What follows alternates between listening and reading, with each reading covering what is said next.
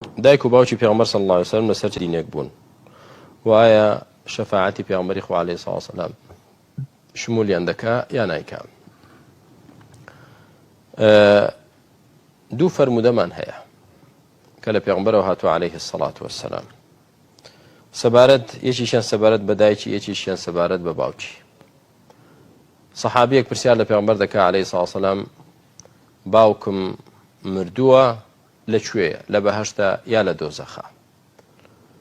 پێغەمبەری خوا عەلەیهی سڵاو وسەلام وەڵامی ناداتەوە، هەر دەڵێ ئەینە ئەبی، یعنی ئێستا دوای مردنی لەکوێیە، ئەهوە فی الجەنەتی ئەم فی النار.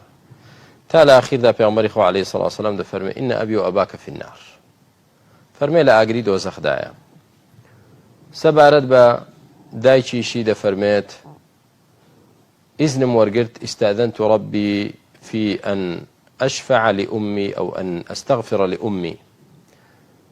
داوای مۆڵەتم لە خوای گەورە کرد، مۆڵەتم دا داوای لێخۆشبوون بۆ دایکم بکەم، فەلەم یەئذەن لی، خوای گەورە مۆڵەتی نەدام. بەڵام داوام لێ کرد مۆڵەتم بدا سەردانی گۆڕی دایکم بکەم، خوای گەورە مۆڵەتی دام بۆ سەردانکردنی گۆڕی دایکم. کۆمەڵێک لە زانایان دەفەرمون ئەم دوو فەرموودەیە بەڵگەیە لەسەر ئەوەی کە موسڵمان نەبوون.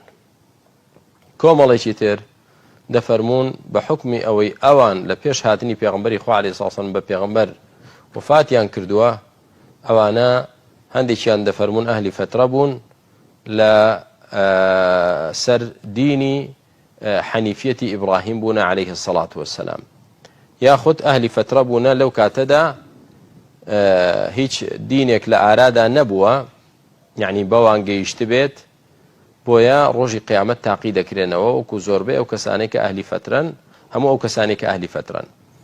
بەڵێ وەلحاصڵ ئەم دوو قەولە هەیە، حەدیثیش لە مەسئلەکەدا هەیە کە باسمان کرد و بەلاشمانەوە سەیر نەبێت ئەوەتە باوکی ئیبراهیم پێغەمبەر عەلەیهی سڵاو وسەلام کە باوکی پێغەمبەرانە ئیبراهیم و خەلیل الرەحمانە، لەگەڵ ئەوەشدا ئازەری باوکی کافر بووە، ئازەری باوکی کافر بووە.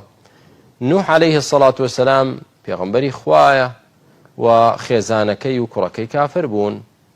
کەواتە ئەم دینە دینی عەقیدەیە، دینی یەکلابوونەوەیە بۆ خوا، دینی نەسەب و حەسەب نییە.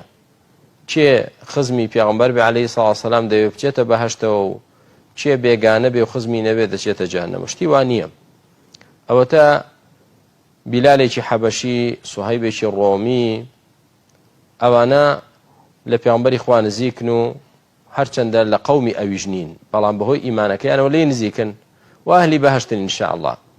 بەڵام تەماشا دەکەین ئەبوو لەهەب مامی پێغەمبەری خوا عەلەیهی سڵاو وسەلام بە نەسی قورئان ئەهلی ئاگرە و کافرە.